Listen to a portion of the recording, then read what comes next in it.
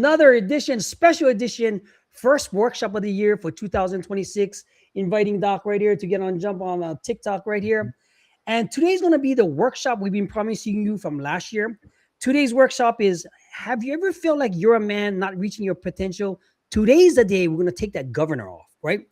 As you can see from my background right here, we're taking off the governor and reclaiming eternal authority for men. If you're watching this on TikTok, YouTube, stuff, you can actually have your questions answered. And we're going to be going, because I'm going to be sharing my screen at the same time while Doc is commentating on the stuff. Doc, how you been? How's everything? How's your week been?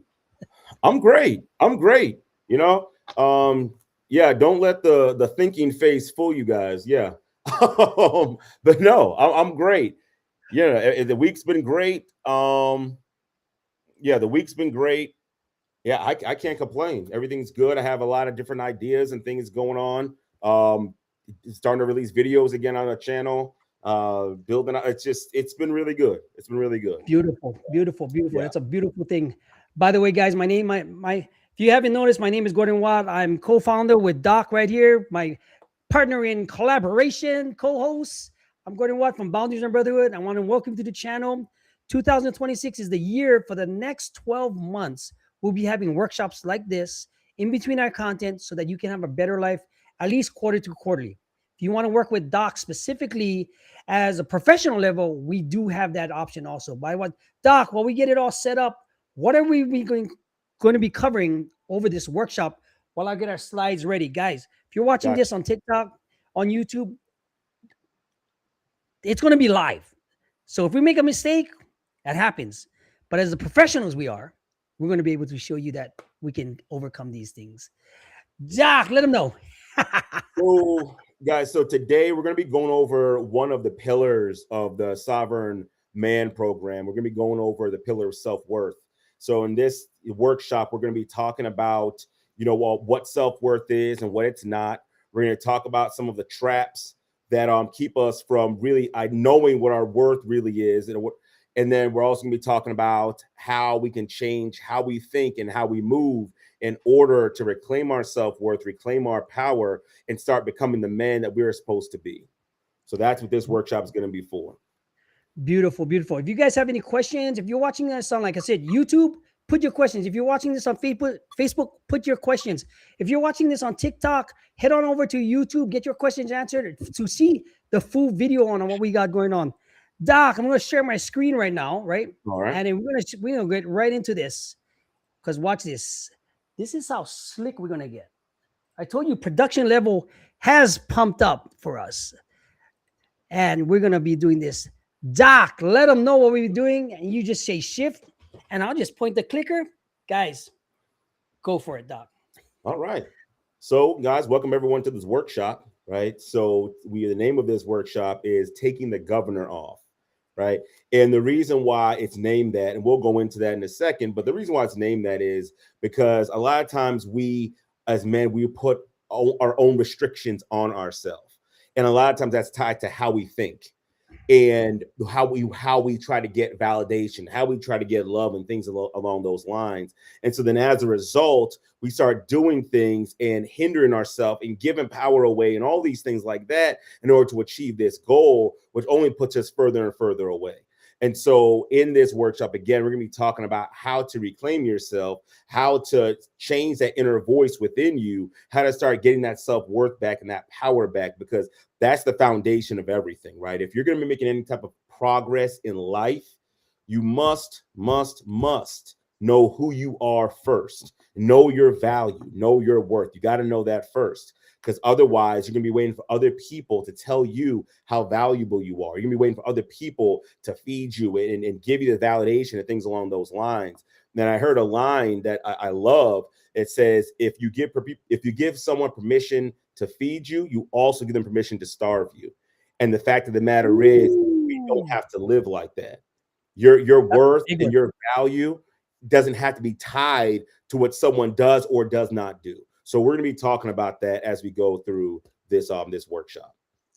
No, absolutely. This is a real live workshop, guys. If you're watching this on YouTube, if you're going to head on over to Boundaries and Brother, we are live right now. Guys, This workshop is going to be able to help you master your inner critic and get over the tiring self-doubt and reaching your goals. Discover powerful strategies and how to quiet that inner critic that all of us have.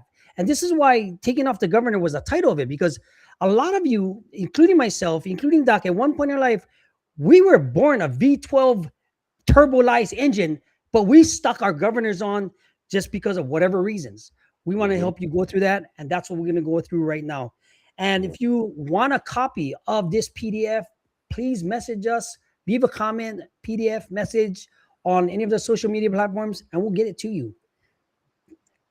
All right. Let's go on to the next one. Yes, sir. I mean, guys, this is how, boop, talk about it. I love these slides, by the way. Absolutely love these slides. So here's a V12 engine, right?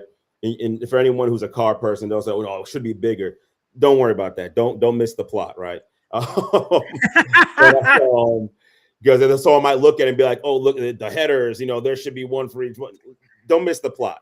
All right. This is exactly what Gordon was talking about. When we're born with infinite potential, right? We can do anything we want to do. Obviously based off of, we're not going to get into that, but long story short, we can do anything we want to do, right? Kids dream, they imagine all these things. But then what ends up happening is we come through life, and I don't want to get ahead of myself because we already have a slide that's going to go deeper into this. But long story short, what happens is there are certain things that are placed on us, certain things that we take on ourselves that create what's called a governor, right? And if anyone car people know, a governor is something that limits how fast you can go. No matter how much power you have in that engine, the governor says, yeah, no, you're only going 55 miles an hour. Doesn't matter. Doesn't matter how much you push down on that metal. Doesn't matter what kind of gas you have in the tank. None of that stuff matters. The governor, which is your inner critic, says you will not go past this point. And sometimes we look at that as, oh, well, I'm not good enough, or whatever the case may be, or I just, whatever. We'll come up with different reasons, or the critic will come up with different reasons to why you're not good enough. And we'll start sabotaging ourselves. And we'll create these limiting beliefs that keep us from actually being our full potential. And so this is kind of what that looks like. So a V12 engine has all this power, and this one has actually the turbos on and everything. That's actually pretty cool. And so it has all this power, all this potential. It probably could push out over 1,000 horsepower, right? And the governor says, yeah, no, you're not going beyond this point. And that's the issue that many of us as men have. All this potential to be great husbands, great business owners, great in the gym, great in every area. But we have these governors that say, no, absolutely not. Absolutely not. Now, for some of you that understand what Doc is saying, some of you have so much potential, but you haven't even reached it. And it's something that Doc has said, because sometimes the ego might be bigger than the cash you can check, bigger than the check you can cash. But somewhere along the line, you got to figure out that what me and Doc have been doing for the past year in 2025 with what we got going on now is we're going to show you how to unleash that full potential so that you can be the 11th man, the sovereign man, the confident man, the one that lives on purpose, the one that can really command the room and command the respect that you truly deserve. Because this is not all hype, guys. From what therapeutic wise, from what Doc has, to my insights from being in so many different situations and still barely living and alive, right? This is where we get to show you how you can do it yourself. Let's go to the Doc. You want to talk about this slide, anything? Anymore? Yeah, no, we're good on that one. We'll go to the next one. Okay. Let me get over here.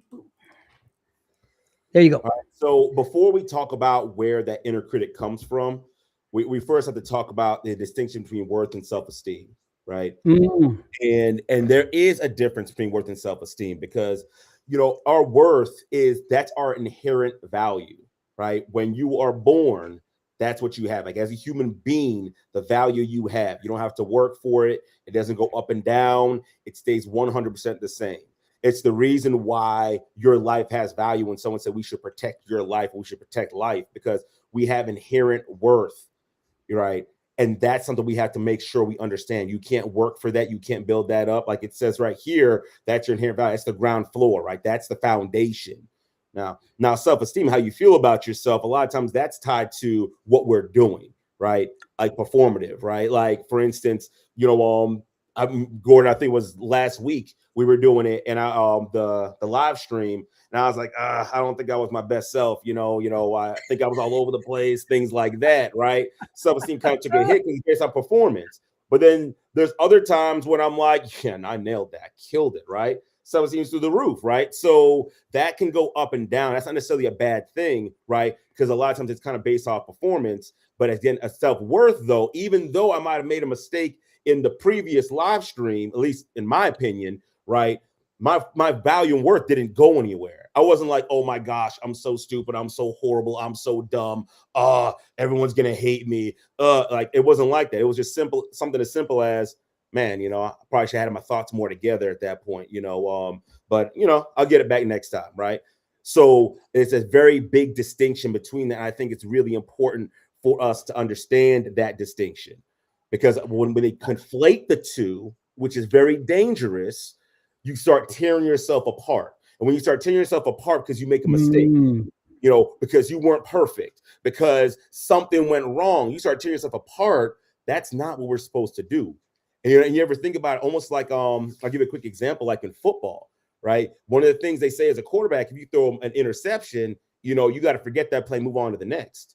But if you are tying your self-worth and your in self-esteem, you're tying them up together. So, oh my gosh, I'm the worst guy ever. Oh man, how could I do that? I'm so stupid. Oh, I can't believe that. Oh, I don't even know why I'm here. See, now everybody knows I'm so horrible. And you start tearing yourself apart, when it's something as simple as, okay, I just made a mistake.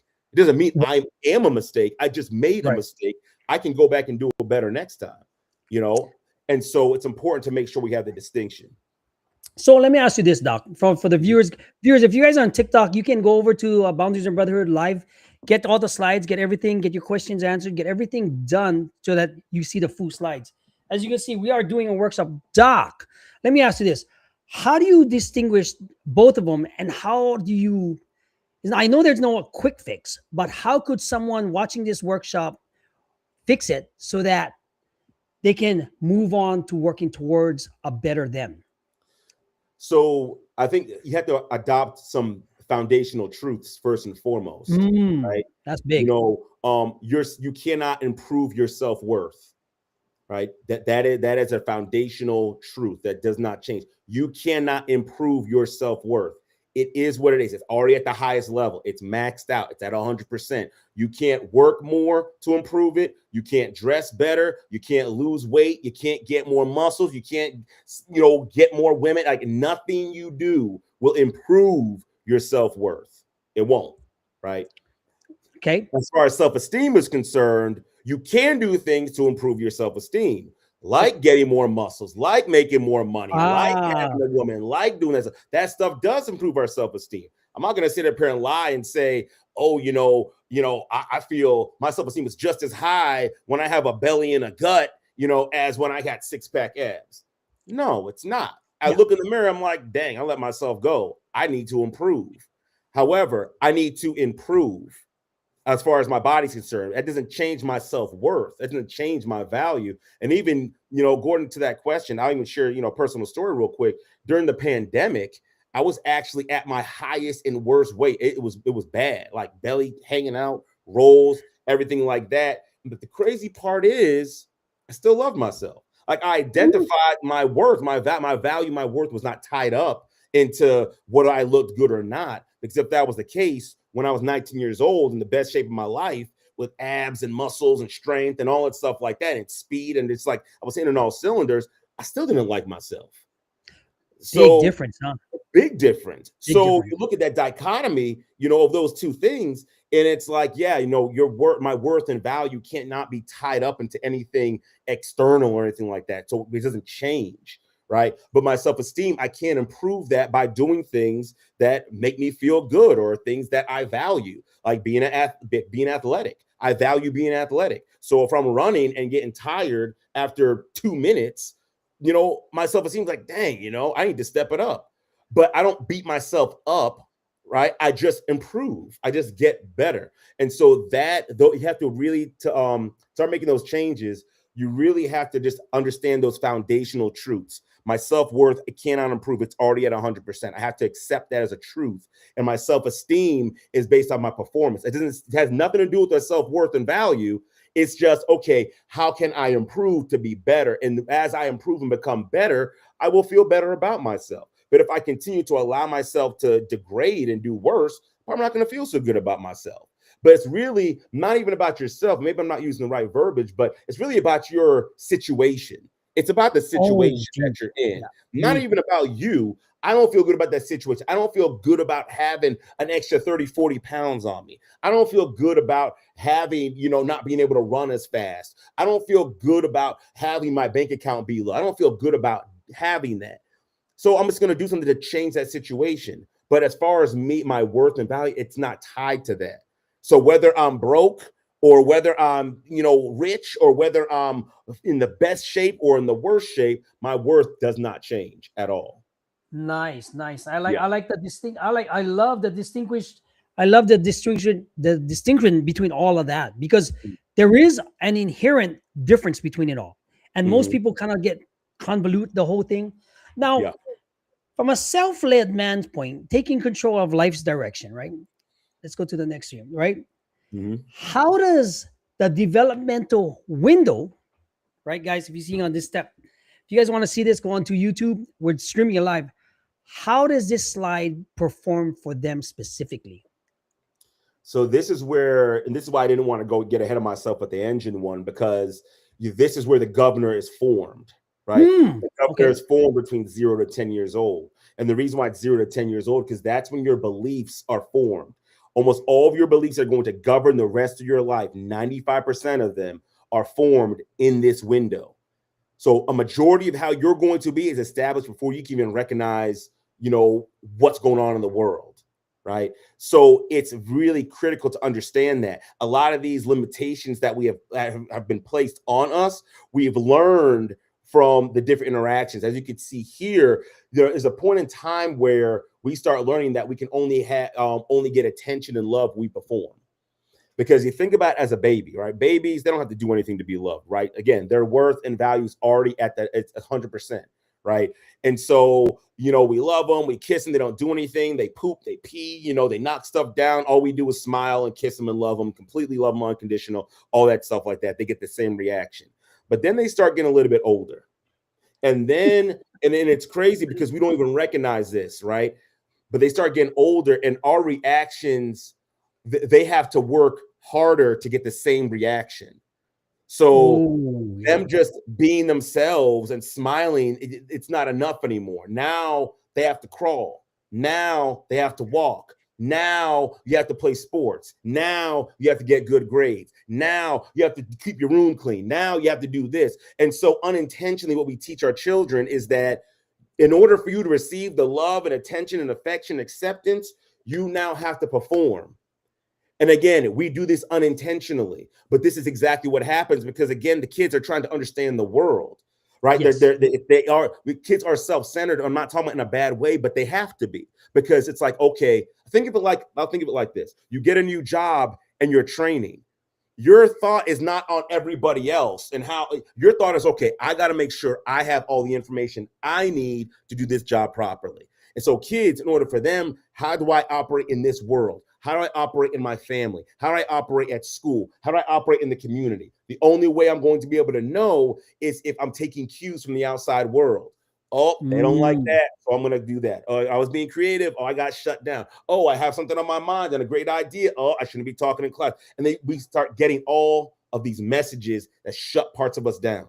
And they shut us down, and they shut us down. And if you ever worked in the school system and you've seen how kids can change over the years, especially when they hit third grade, I've seen it. I've worked in a school system and I've seen kids coming from kindergarten to third grade, and you see how the light in their eyes gets snuffed out. You Oh, see how their creativity, the joy, the love, all it gets snuffed out, because now it's like, okay, well, I guess this is the world we're living in, right? I can't be creative. I can't be myself. I can't speak my mind. I'm now I'm ADHD, or now I have this, or now I have that, and now I have all these things. And then now we put the governor on, right? And that's all Oh, in that's this what forge right deep. here, right? And Yeah. so now we have learned that, okay, in order for me to get any kind of attention at all, any kind of love, any kind of anything, I have to perform.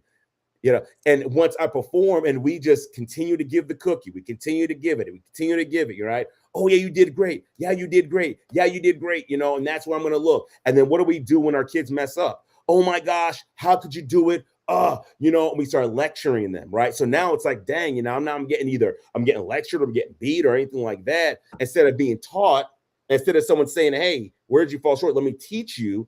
No, you should know it already. And so all of these hits we take over 10 years, eventually that governor is formed. And now for the rest of our life, we don't move beyond that. And there's many of us as men who are stuck in the same space we were when we were 5 years old, 6 years old, 7 years old, 10 years old, 15 years old. We're stuck in that same place. And you'll see that when you'll start to see men become emotionally unstable, right?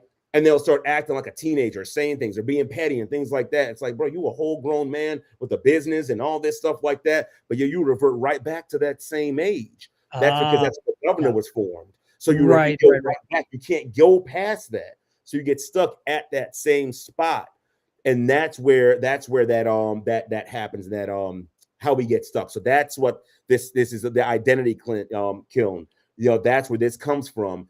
That's where your identity is formed, where the governor is formed, and where a lot of us get stuck. And then we have this mentality of, well, just be a man and push on through. Well, how has it been working for you? You've been divorced, you're separated from your kids, or you don't have a relationship with your kids. You're always getting into with other people. You're always trying, no matter how high you climb in your company, no matter how far you go, how much money you make, you still don't love yourself. You still think it's not enough. You still are looking at, well, other people are doing better. No matter how much effort you put out. So you have to ask you the question, how is it working just trying to push through and keep moving forward? Feeling like you're alone, feeling like nobody cares, feeling like you have no value or no worth. Like it doesn't work. And we know it doesn't work, So let me ask you that. Let me ask you this and see have some clarification, since this is like a workshop type style, right? Now, if when life throws you challenges and everything comes about, the societal expectations, like you said, for what you have going on, how could someone fix it and do some small things so that they're not in that same situation tomorrow, or then right after you leave this video workshop? Well, one of the first things you definitely want is you want to start challenging the inner critic, and maybe or maybe we're getting ahead. Hopefully we're not getting ahead, but that's one of the things. I'll say this. There probably is a slide that's going to talk about that. I almost guarantee there's a slide that's going to talk about that. But Okay. so I won't go too far into it. But long story short, there's an inner critic we have, that was built when this governor was built, right? Okay. Think of it as think of the inner critic as the guard for the governor. The inner critic's job is to make sure that governor stays in place, right? And let me also say this: a lot of times when these things are formed, they're formed as a survival tactic. This is how I survive Okay. at home. Understand the This is how I survival survive tactic. in school. This is how I survive, right? And the problem is it works. That inner critic worked at one time, right? Because the inner critic's like, oh my gosh, you need to work harder. You're garbage. No one's gonna like if you don't work harder. So you work harder, and then you get some of the accolades or whatnot, and it feels good for a small moment. But then all of a sudden, it goes away because we know external validation does not feel anything, right? So that's something that's important to understand. But we got to understand and focus on that inner critic and recognize that that's the person we got to be. That voice in our head that's saying that can protecting the governor, that's protecting those limiting beliefs. That's when we got to be.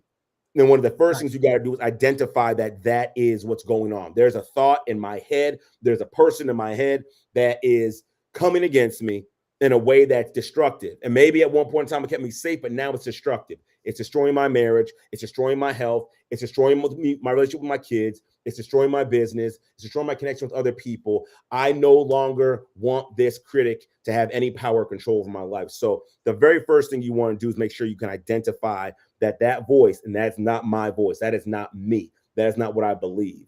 And then the second thing you want to do is you want to start challenging that voice. You know, you want to say, hey, is that really true? Yeah, nobody loves you. Nobody cares. Is that true? You know, my wife loves me. My kids love me. This person loves me. That person loves me. Because the fact of the matter is, from the inner critic, you challenge the inner critic, and you truly challenge the inner critic with real evidence. You know, and that's the thing. Don't look for evidence to support the inner critic. It is not your friend. The inner critic can say, oh my gosh, you're garbage. Don't be like, yeah, I know, because I didn't do this, and I didn't do that, and I could have done this better, I could have done that better, and all these things like that. That you're not doing yourself any favors by siding with the inner critic. The inner critic is your enemy. You need to understand the inner critic is your enemy. It's not your friend. You are at war with that inner critic. So you need to go to war with the inner critic and an ally to yourself. And then you need to challenge it like, no, people do love me. No, I am a good worker. No, I don't have to work to get value. No, yeah, I made a mistake, but everybody makes mistakes. That's not a problem. Like, no one's going to be perfect. Like, that's how you want to fight against that inner critic, right? Okay. So it's critical. So I would say those two things, you know, identify that and be able to fight against it. And keynote, not in your head. You will not win that war in your head. The inner critic, that is its playing field. You have to do it out loud. I know it might feel weird. I know it might feel strange. You got to do it out loud. Because when you do it out loud, it shuts it down. And the more you spend time talking, beating up the inner critic, you know, the less time it's going to have to try to reinforce its arguments and things like that. So it's critical that we get into this mode of making sure we speak back to it and speak out loud. We don't stop until it's silenced. Nice. Like, guys, we have a workbook, a worksheet that we can work through that can change and help you challenge that inner critic, because it's got to be dealt on emotions, your belief, where it came from, how you're going to challenge it so you can reframe it, so you can look at life and yourself from a different viewpoint. Because a lot of the times you don't understand that some of these beliefs were passed on from, say, your grandfather's self, and you're reliving them from their trauma. What if we could challenge all of that through a workshop, through our course, not a course, but they say hands-on approach, by going to assessment.boundariesandbrotherhood.com so you can get the assessment, so we can start working with you one-on-one or as a group. Because that's why we made this group for, because we want to see you elevate to a situation where you can implement your personal plan to see things so you can better intimacy with your wife, better relationship with your kids, have the boundaries that you deserve from your coworkers and people that just might be draining your energy, right? Yeah. So we're gonna go with this one, the performance prison. Ooh. Oh, yeah. This probably, you know, has the highest incarceration rate in the world. Probably. You know, I don't know of any country in the world that imprisons as many people, you know, as the performance prison. And the performance prison is just as the screen says right there. I'm only valuable if I succeed. My only value, my worth is tied to what I can provide. This is destroying men in droves, right? Huge. Because you hear it all the time. Like, you know what? I work so hard and I give so much and I sacrifice so much and I'm doing all this and I'm doing all that and it's not working. And it's like, yeah, that's the problem, because what you're trying to do, it doesn't work for something that's already maxed out. I've done it. You're trying to work for things that you can't get by working, right? I'm not telling people not to work. I'm not telling people not to succeed. And like the picture, yeah, get the degrees, get the trophies, get the accolades, you know, serve your community, all those things. I'm not saying not to do that stuff. But just know that that's not going to fill that gap of that self-worth that you have. It's not. For the right reasons. No matter what you do, no matter how hard you work, no matter how many accolades you get or how many degrees, it does not work. And this is coming from someone who has 3 degrees, bachelor's, master's, and doctorate degree. And I guess 4 if you kind of associate, you know, it doesn't work. I did not feel like, oh my gosh, now I'm really the man, because I got a master's degree or a doctorate degree or a license, and that's another thing too. I got licenses and with, I'm accredited, supervisor and all these things like that. It did absolutely nothing to my worth. Why didn't it do nothing to my worth? Because your worth is not something you can earn. It's something you already have. Right. I was just about to say, yep. You just have to accept it, right? I I mean, understand that we're taught the lies of that, oh man, you got to work for it, and and men don't get love and they got to work for love. And it's a workshop, Keith. Professional. Doc is going off. I told you. This is how passionate it is. But go ahead. No, go ahead, Gordon, because he was about to go off. But here's the situation, right, guys? Perfectionism. It's good to strive for things that you want in life and stuff to say, but you have to have the right reasons. It has to be something that you internalize for yourself, because if you're going to use these accolades to perform, like say you want the big company, you want to be on the Forbes 500 list, but you're a wreck at home and you can't hold a sustainable relationship, not just with your kids, your wife, and everybody else, because I used to be that person, right? Because you could have everything materialistic, everything that you could ever want, but all was for what? Covering up my imperfection and flaws to get the attention from people that really didn't matter. Now you speed that up to today's world with me, my kids, my wife, and everything. My biggest flex is me handling situations with a specific calm, with a specific thing, and it's like, and a leadership role that you can't get. Does it come from experience? It comes from the crap you've been through that you don't give yourself enough power for, right? When performance is a tied to identity, like the schedule, failure creates an existential threat, right? Because now it's ego, right? Then you say it's things, then it's something, and it's not just a mistake, like Doc said. It's something that will destroy you, and by the time you figure it out, it'll be too late, because by that time you have lived more life on this earth accomplishing the worthless things versus remaining what you have left over. Ooh, that was kind of deep. And now I want to add to this as well, is that when it says it's annihilation of self, because here's the thing, we don't look at, because the difference between guilt and shame, because this performance prison, when you're in it, you're generating a lot of shame because you're tying your worth to what you do or what you provide. And when you do that and it's not enough and it's not working, that means you're worthless, right? I mean, think about it. If I'm paying you monopoly money and I'm giving you hundreds and thousands of dollars of monopoly money and I'm not getting anything for it, and I'm thinking this is the best I got, then guess what? Then my effort was worthless, right? So 100%. then it builds shame, and then that shame sits there and we don't talk about it, and it builds and it builds and it builds. And we start tearing ourselves down and tearing ourselves apart. And then we start thinking, crazy things and think like, I don't want to be here anymore. Nobody cares about me, or nobody loves me, or my efforts are useless or worthless and things like that. So this is a really dangerous place to be, this performance prison, because the fact of the matter is, and this is something that's critically important to understand as well, kind of what Gordon was saying, ask yourself the question, why am I doing this thing? Am I doing it for the pure reason, like I really want to make this company better, I really want to make my marriage better, I really want to make my kids better, like that's the reason? Or am I doing this because I'm trying to feel better about myself? I'm trying to improve my self-worth.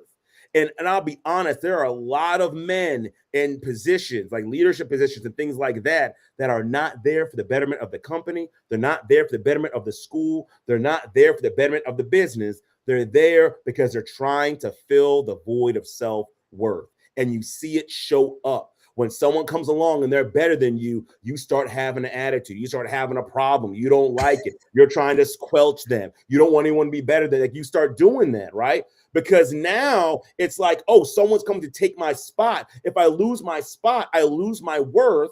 If I lose my worth, no one's going to love me. No one's going to care about me. I'm going to be rejected. So now I'm going to do everything in my power to bully someone, to push them down, to get them aside, so that, and I'm going to be a alpha, right? That's what I'm going to call it. And you're not. It's actually, you're being weak because you're scared that someone's going to take away your self-worth.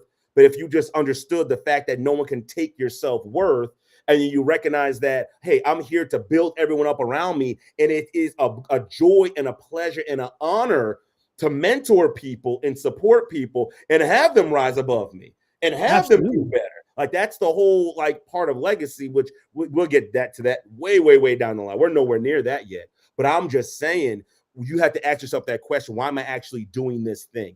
Why am I sacrificing all this and sacrificing myself and put myself on the back burner and all those things like that? And the first thing you might say, oh, because I love people. Well, newsflash, you don't have to sacrifice yourself to show someone you love them. You don't have to kill yourself and lose out on the things you love and care about and lose yourself and lose your identity to show someone you love them. You don't have to do that. I've been married for 19 years, going on 20. I've never had to lose myself to show my wife I love her. I never had to sacrifice, parts of who I am to show my wife or my kids that I love them. Like that can exist at the same time. So again, ask yourself that question: why am I doing this?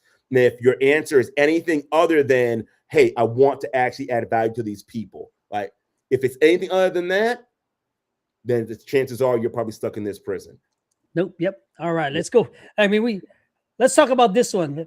Some survival strategies identifying the mask.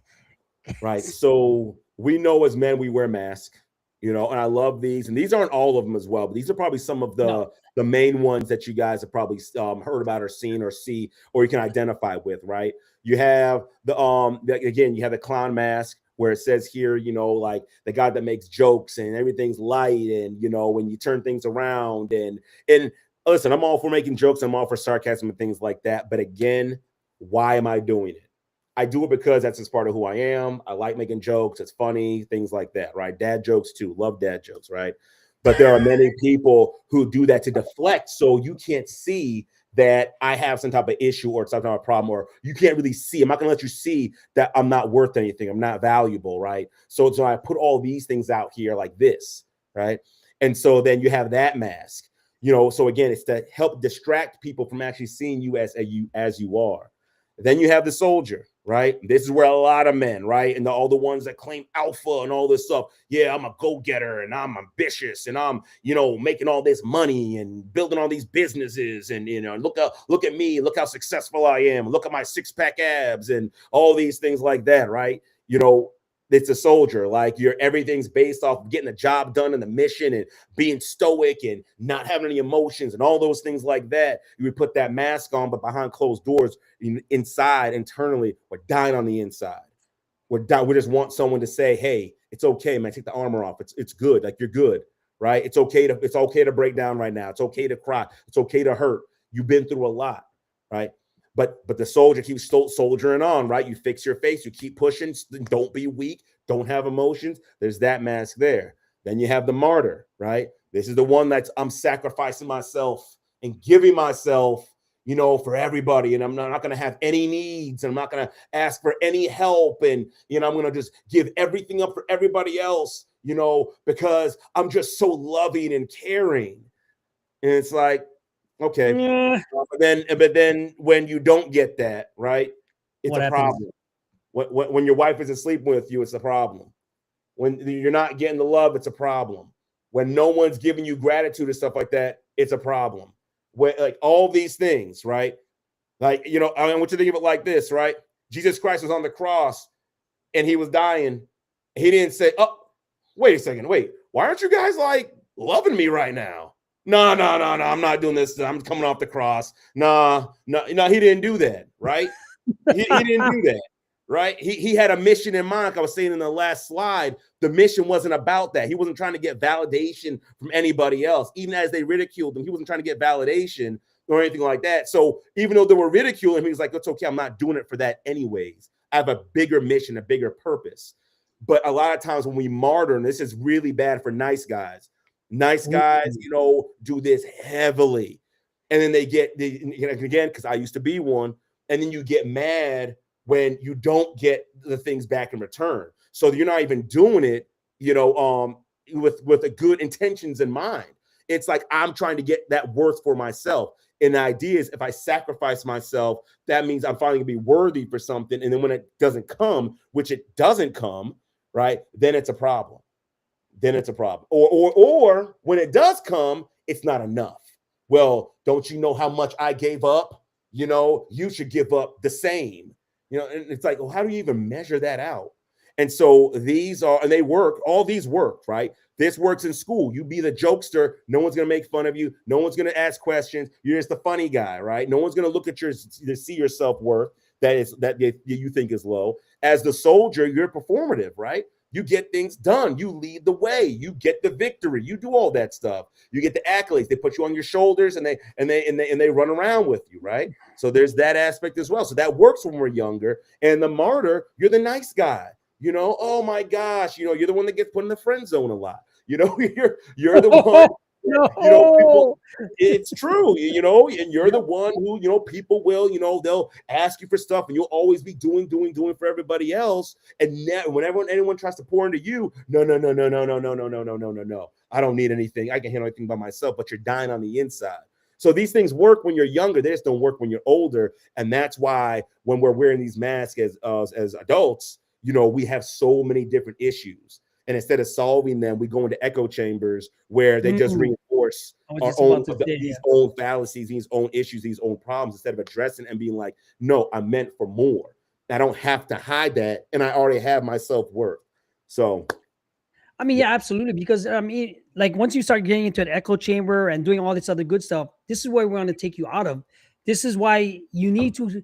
You see this link below right here. It's assessment.boundariesandbrotherhood.com. So you can take that. It's a free assessment. Look at. In fact, this way in fact, I'll show you the page after. This way you can figure out where you stand and see if you want more help with us from us or not. I mean, the assessment is free. Usually it costs some money. Figure something that you can work something for yourself, not in a month, maybe a year, maybe a quarter, maybe 6 months, something that you can do for yourself right now. You know, just go head on over to assessment.boundariesandbrotherhood.com and fill it out. Check the page out. We're going to go to the next slide, Doc. All right. And guys, I know I've been pretty verbose, and for the sake of time, I'm probably going to try to keep it a little bit shorter, you know, to hit the things to make sure we get through everything. I don't want to leave you guys out, right? Or leave anything out for you guys. So the external validation trap, guys, is as simple as this. You're trying to fill a hole that cannot be filled with external validation and doing things and it doesn't work. You're seeking after it. And even when you get it, it's not enough.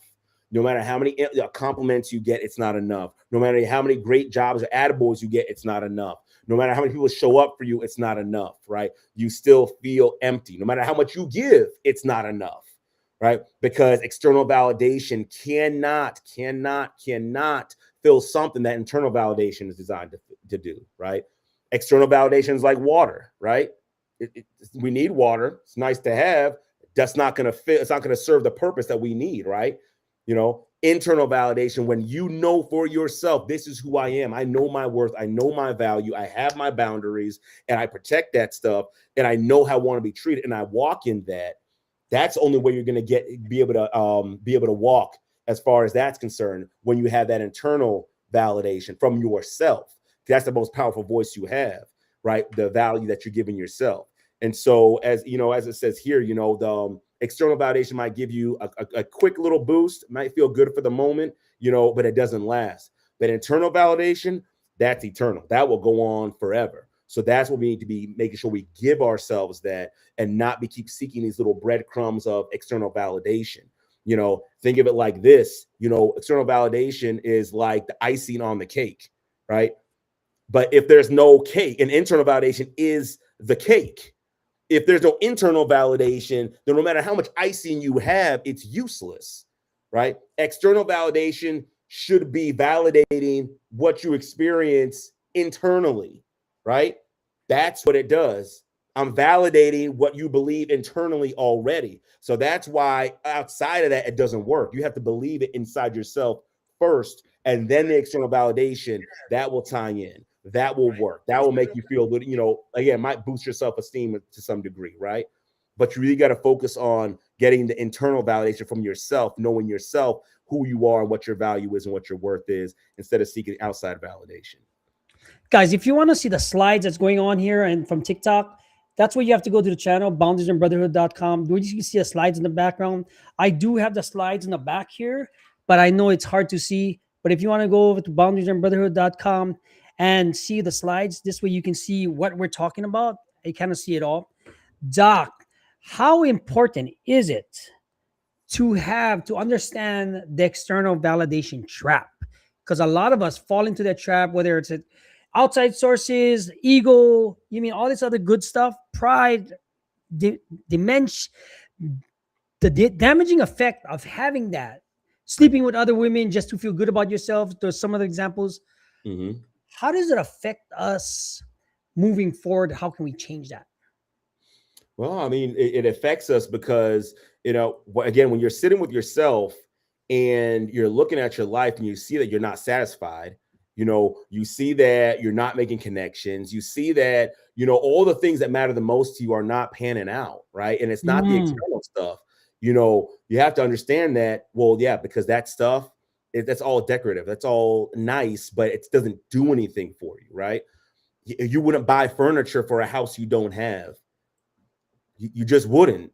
You wouldn't buy tires for a car you don't have. But that's what we're doing. You need to look at it like that, right? The external validation, that's just extra. It's nice, but it's just extra. It has no I like value that. at all outside of, validating what is inside of you. So if you don't believe it, if you don't believe that it's yours, because how many times have we as men, oh my gosh, you're so great, man. Thank you so much. Da, da, da. No, it's nothing. I'm not that big of a deal. Blah, blah, blah. That's not humility. That's self-deprecation, right? Because someone says I did a good job and I know I did a good job. Yeah, no, thank you. I appreciate that. No, it's not that big of a deal. It's not that important. It's not that. That's self-degradation. Like that doesn't, that's not good. So long story short, as far as it being damaging, it can be very damaging. That's why we got to make sure it's the internal validation we look at, not the external validation. You know, All right. it's That like, brings us to our next one. yeah, which What are is a some great of the segment. warning signs? Chronic dissatisfaction. That's a big one, right? No matter how much success you get, it doesn't work. It doesn't do anything for you. Maybe you feel good for a little bit, but then it's like, okay, here's another one: diminishing returns, right?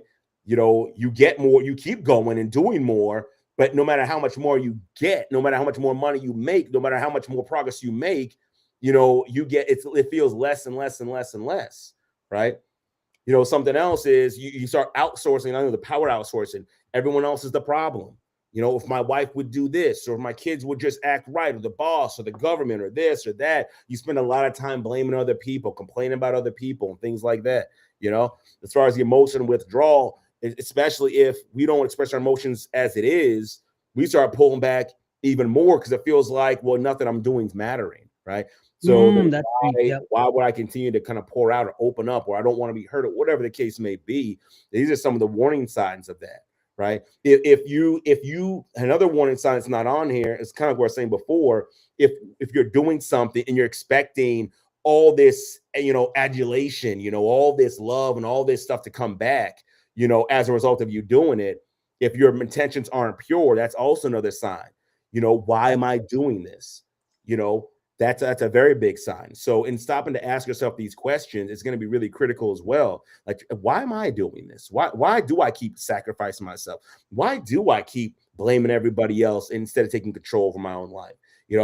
Why am I doing these objectives and things like that? Am I really doing it for the betterment of mankind and my family and everything like that? Or am I just trying to fill a hole in myself that can't be filled that way? Asking Nice. yourself those questions, really stopping to do that, it's going to go a long way so you can recognize patterns and start changing them. Yeah, recognizing patterns in yourself and in other people that say you can change. The smartest person is going to be the person that learns from other people's mistakes. I used to say that, but I didn't even do it myself. So I made big mistakes in my life. But now I look at other people's things, the history, what they're doing, change their behaviors, looking at patterns, looking at things that are going to affect me and move me forward. And recognizing these patterns in other people makes me not want to be that, right? Because it happens. It happens to the best of us. And, like it goes to the next slide, right? This is a big one. It's time to stop being the character in your own story and be the pen, be the author. You mean, Doc, Yeah. explain this one, because I know this is one of your favorite quotes. Mm-hmm. So when it comes to this, we again, kind of like we outsource everything else, and everyone else is either the problem, or you look at yourself as you're the problem, that you can't ever do anything right. right? As you say that, you are creating a story and a narrative in your mind. And it Oof, keeps repeating over and over again. oof. And your inner critic is the loudspeaker for it, because they keep saying these things over and over again. And then they will start taking all the negative things in your life and trying to reinforce the story over and over and over again. That's why I said you have to start talking to that inner critic, and fighting back with actual evidence, right? Actual evidence, because you have to write the story. You have to write the story. You You are the have to. author, all right? I hate to say it, but we are the engines of our own either health or destruction, right? Your life is Absolutely. the way it is right now because of the story you're telling yourself. If you're telling yourself I have to work for love, that's why your life is so miserable. If you're telling yourself nothing, I'll never be good enough, and then you start looking for evidence for that, you're creating that. You can say, no, Keith, but I was abused. Or no, Keith, you don't understand my wife. Or no, Keith, my parents. Or no, Keith, my culture or my religion, or whatever the case may be. You have the opportunity to change that, because guess what? I guarantee it, there's someone else who's had it worse than you, Oh, who did absolutely. not let their circumstance dictate what they were going to do with their life. It did not let their circumstance say what their worth or their value is. I think I was listening to somebody. I was talking to him, and they were talking about this baseball player, who they said I guess he was just like horrible, and he didn't listen to them. He didn't listen to them. He went on, I guess, to be some great baseballer, Pete something. I don't know. I don't remember what the guy's name was. But long story short, he was able to write that story. And just like the whole inner critic I had, that nobody loves you, nobody cares, all these things like that, I had to start challenging him, and I started writing my own story. And once I started writing my Challenging. own story and started shutting that stuff down, guess what? He started losing power.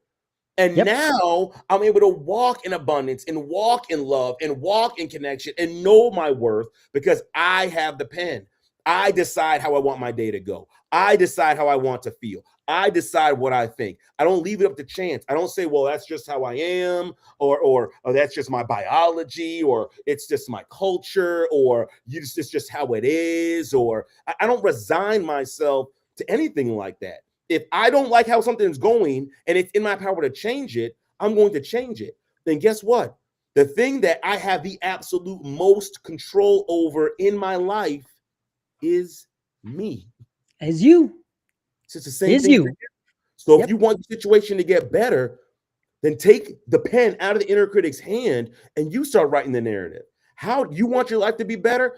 Write about how it's going to be better. Look for the good. Have more gratitude. Master your emotions. Like, do all these things. Make your life better. As you make your life better, as you make yourself better, because you have the power to do so, and then you're going to see the results. You're going to see the results.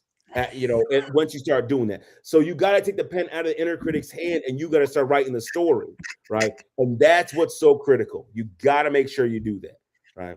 Guys, if you're watching this, right, if any of this resonates you, or you can actually say like, oh man, that's what some of the stuff I've been going through and stuff like that. This is why we want to provide you with other tools, other things, other stuff that you could use. We can't do it in an hour and a half, 2 hour synthetic workshop here. We just want to make you aware of it. And there are changes, because we have the products, the services, and everything else that you just have to reach out and take some action.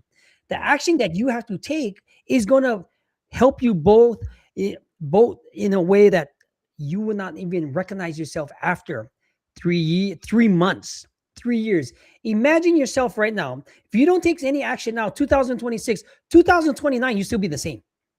And that's unfortunate, but some things like that do happen.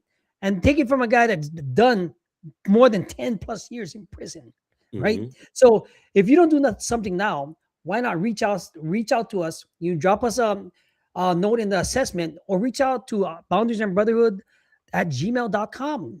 My agency is, my logo has the pen and the mic on it. That's how much it is. All right, Yeah. let's go to the next. All Talk about this one, right. Doc. So talk about strategy, decoupling your identity from your roles, right? It's just so critical, because we as men, what we do is we are so heavily tied to our roles, that we don't even know who we are anymore. You take away all of our roles, father, husband, business owner, whatever, doctor, lawyer, therapist. You take all that away, and then someone says, well, who are you? I don't know. we'll say that because we're so heavily tied to our role. You understand that your role is what you do. Your role describes the job you do. That's it. It doesn't say who you are. Right. Who is the person doing that role? And that's the question you have to ask yourself. Who is the person that is operating in the role of a husband? Who is the person operating in the role as a business professional? Who is the person that's operating in the role of a father? You have to start asking yourself that question, because that's who you are, right? That's who you are. I wish I could turn that dial. Yeah. I want to make me like Tony Stark. I'll make that dial so I can change it into an app. Click, click, click. Okay, what are we gonna find out? So but that's the first thing, yeah. I was just saying that's the first thing we need to do. 100%, because the role you play isn't who you are. It's just the role you play. It's like you acting on, say, a play, a stage, or anything else, and you do juggle different roles: father, husband, baseball coach, teacher, right? CEO, finance guy, everything that you had to do, protector, provider, all this stuff that's in there, and the CEO of your family, right? It does have an overwhelming effect for you at some point in time, but it doesn't attach to who you really are inside, right? Yeah. Are you TikTok we went over. Let's go to the next stage, because it's about to, like, what do you call that? TikTok is about to boop. Oh, I'm still alive. I'm still alive. Okay. Still alive.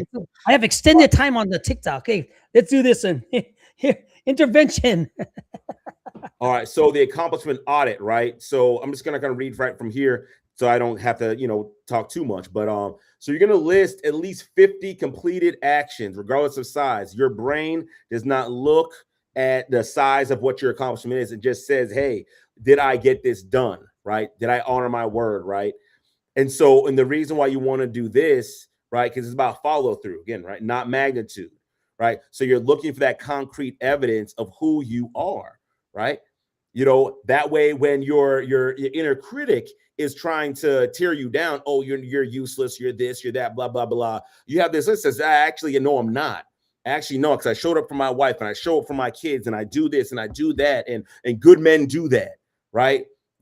Good men do that. So I know I'm not all those things that my inner critic is trying to tell me, right? And so when you do this, you're shutting this down. You start revealing the worth that was already there, right? Because right now it's like there's mud on it and you can't necessarily see it. So by you being able to do this and you being able to fight back against that critic, like I was able to do when that critic was telling me nobody loved me, and I said, that's not true. I got people that love me. And I started saying, boom, boom, boom, boom, boom. I started naming these people off. I'm starting to beat up the inner critic with actual positive evidence, right? Because he's not on my side, just like your inner critic is not on your side. So you're looking for positive evidence to beat the inner critic up and tear him down so you can shatter that negative belief and start living life and create a new belief that, no, I already have worth. I am loved. I am enough, right? So this is what this exercise, this intervention would do. If you want more details on what we're going to provide in some of these exercises, guys, we're almost like what that insurance company.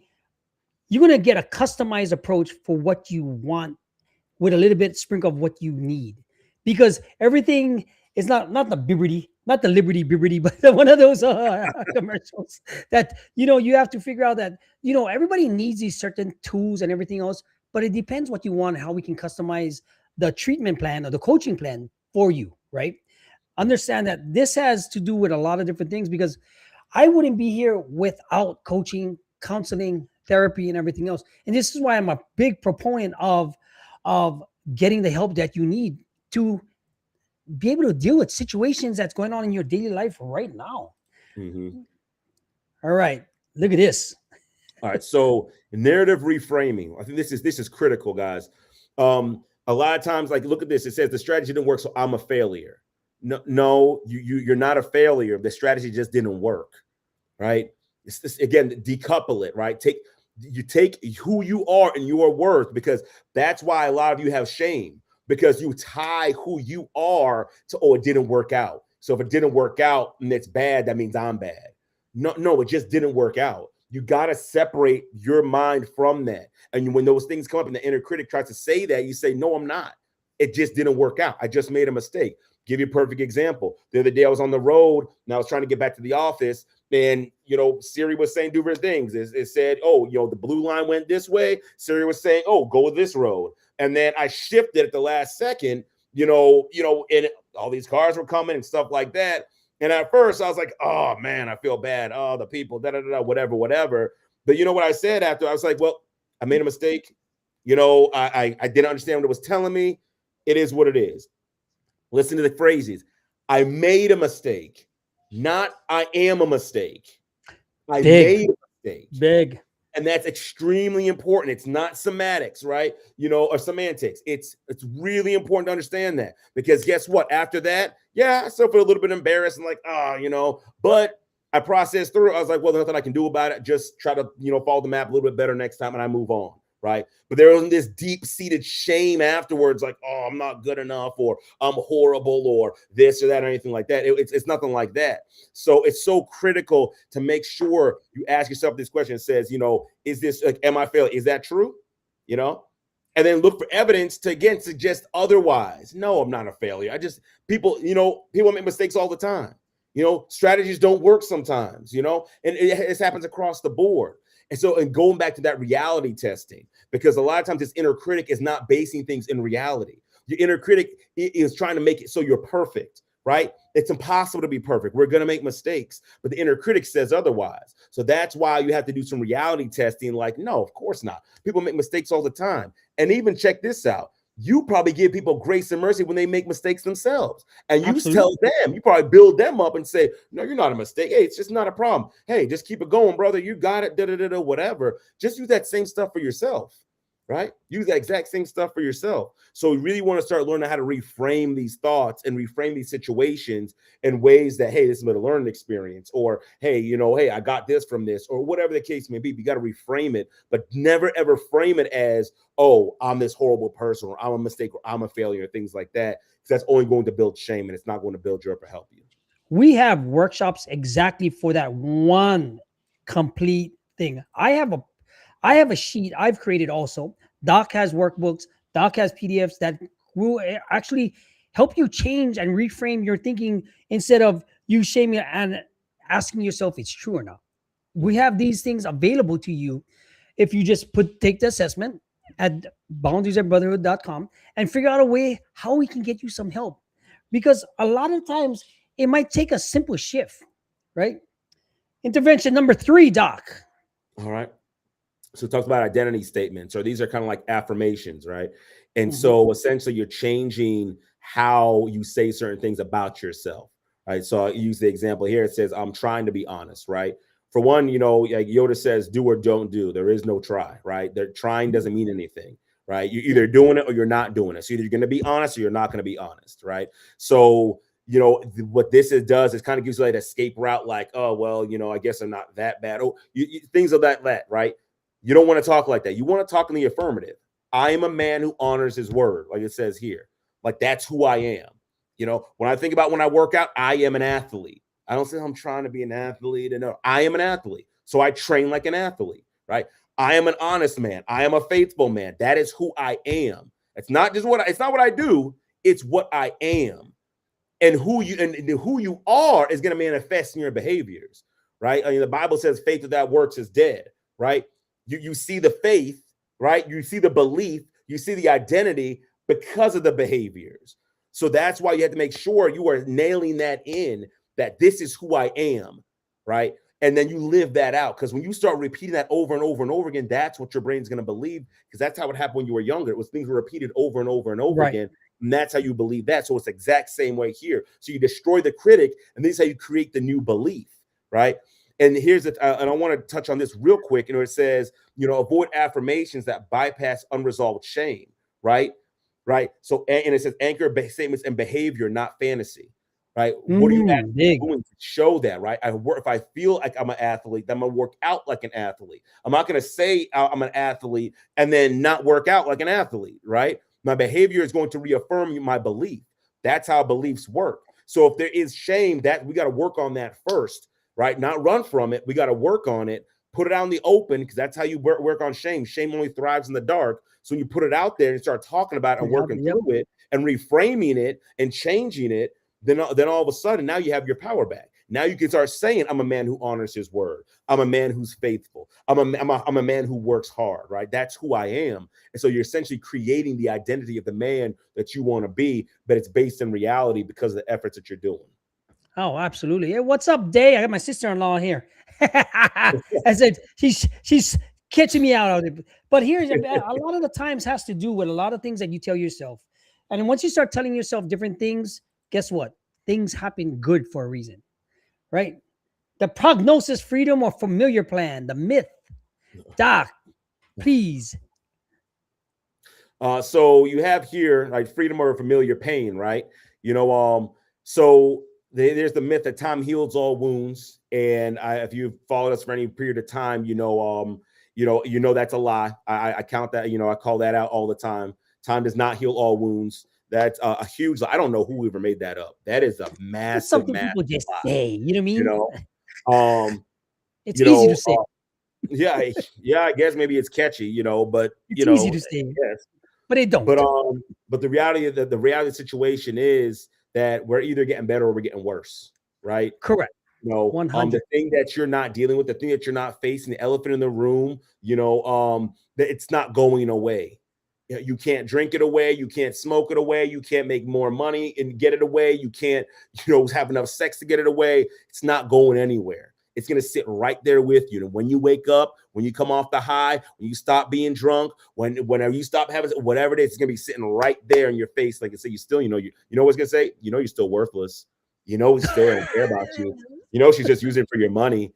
These people don't really like you. It's just going to get right back in your face. So running from it is not going to work. It didn't work for you all these years. It's not going to start working now. You can't run faster. It just doesn't work. It's going to be there. So you have to face it. You have to face. That's where your freedom comes from, right? You've created a jail for yourself based off these things. Your freedom comes when you stand up and recognize, I can walk out the door. I can literally push the door open and walk out. Like, you have the power to do that. So you have to do something. You have to take action, And so it says right here, like, awareness without action only strengthens helplessness. Movement creates nervous system safety. You actually got to do something. Just knowing, you watch our videos and do these things like, yeah, that's a great point. That's a great point. Yeah. Oh man, they hit it. Oh man, Gordon. Oh man, Keith. That's all well and good. But if you don't do anything with that, then you start making excuses. The inner critic says, yeah, it's good. And that probably works for most men, but it probably won't work for you, because you're different. You have a different problem. You have different issues. You're so unique. That no one in all of history nobody has the same problems. Like, and then we believe that, and then we walk away with our head down, thinking like, yeah, you're right. I'm the only person going through this. I'm the only person struggling. It's not the case, man. We're dealing with the exact same thing, and there's a way out. There is freedom. You don't have to stay stuck. You don't have to do it alone. Your change can come right now. It doesn't matter how old you are. You're in your teens, 20, 30, 40, 50, 60, 70. It's not too late to change and start living life. It's not too late, but you do got to put the work in. And I think that's what's critical, and that's what's important to keep in mind. This is the big one for me, right? Down here at the bottom. Stop waiting to feel ready. Take that governor off. You've been holding yourself back for so many years in any situation. I'll give you a perfect example. If I waited to start my family instead of taking a chance and doing something about it, I wouldn't have my kids right now. I wouldn't have purpose. I wouldn't have validation. I wouldn't be able to have a second chance at being a dad or anything else like that, right? But understand that stop waiting to feel ready. Nothing's going to be perfect. Nothing ever is going to be perfect.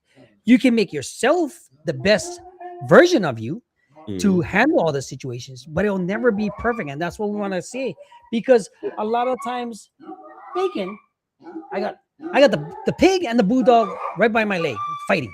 Jeez. You see, it's never perfect. But guys, if you want it to be perfect, I wanted to just let you take the assessment, scan that code right here, subscribe to us on Boundaries and Brotherhood right here, and get the tools you need to figure out what we got going on. As you can see right here, right, guys? If you can, on you, the guys on TikTok, right? Scan that code, go to Boundaries and Brotherhood on YouTube, and figure out what we can do to help you get to where you need to be, because we have everything in place for you to succeed. And that start is you're the key. You always been the key. You're the pen that writes your own story, and stop being the character in there. Doc, man, we always, this was a pretty damn good one, if I do say so myself. Yeah. Guys, if you want to know like who are we and what we're all about, right? I want to show you this, right? Let's get this, let's get this thing out. We're Boundaries and Brotherhood. We're a brotherhood that, we believe in having improving self-worth, self-esteem, having emotional mastery, taking accountability for all the things that you do in your life, and to be able to master communication. And those are just some of the subjects we have going on, right?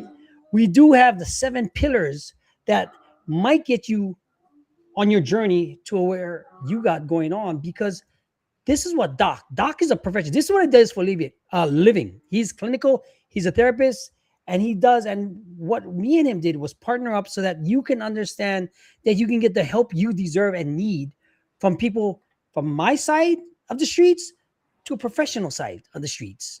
Right? Does it make sense, Doc? Yeah, that makes sense. Yeah. I mean, We can close. We'll close them out now. We'll close them out now. Doc, Yeah. this is your show. Like I said, I'm just a supporting character. So yeah, gentlemen, I hope that this has been helpful to you. I hope that you've taken some of these strategies. Again, if you want the slides, please reach out to us. You can look.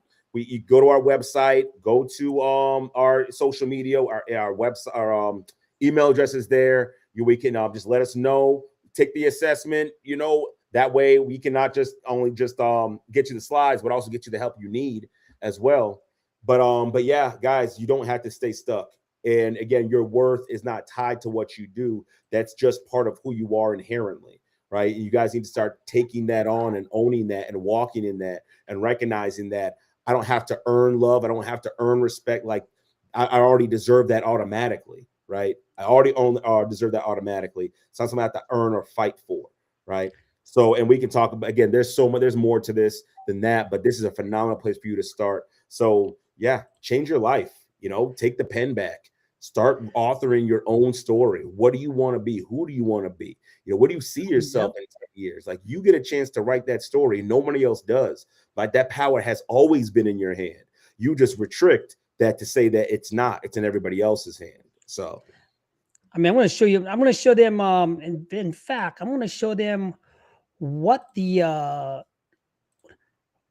website really looks like, so that they can actually see what is it when they're coming into, right? So if you go over here, guys, if you used to go in here, you can see the website, right, Doc? Yeah. Okay. So what you're gonna do is you're gonna fill out this. You're gonna, you can read all of this stuff. What's gonna happen is you can read some of the testimonies, what you want the purpose, how it works. You're gonna take the assessment. It's gonna take you straight to this Boundaries and Brotherhood assessment. Fill out your name, email, take the assessment. It takes about 3 minutes. We will get back to you. Me and Doc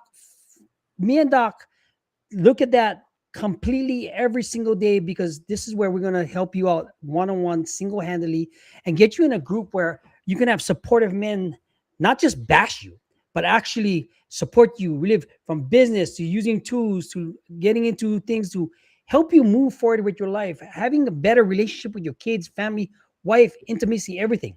Because this is what it was built for. This was our first workshop of the year. Look for each one at the end of the month, unless I end up in the hospital or something, like the last one with my appendicitis. But that's going to be a different story. But guys, it's been an honor and a pleasure to serve you guys, because this is what it's all about. Men serving men in the right capacity so that they can be the best version of themselves. And I'm your host. I'm going to close out. I'm Gordon Watt. We'll see you next week. Yes, we'll see you next week. And also, real quick, yeah, we're not going to bash you. Just want to throw that out there. You come and join us. The goal is not to bash you. The goal is to help reveal what's going on, talk about it in a safe, open place, and then help us to start making progress towards the man we want to be, right? So I just want to, put that out there. But guys, Dr. Keith Fairclough, I'll see y'all next week. Take care. Have a great and blessed week. And we'll see you soon. And you're never alone, right, Doc? Yep. Never alone. All right, I didn't want to throw that tagline out because I know that's FCS stuff, and we're Boundaries and Brotherhood right here. So we'll you keep that one there. It doesn't matter. We'll get our own tagline. We'll get our own. I got Doc. We'll see you guys next week. All right, y'all. Y'all take care. Bye.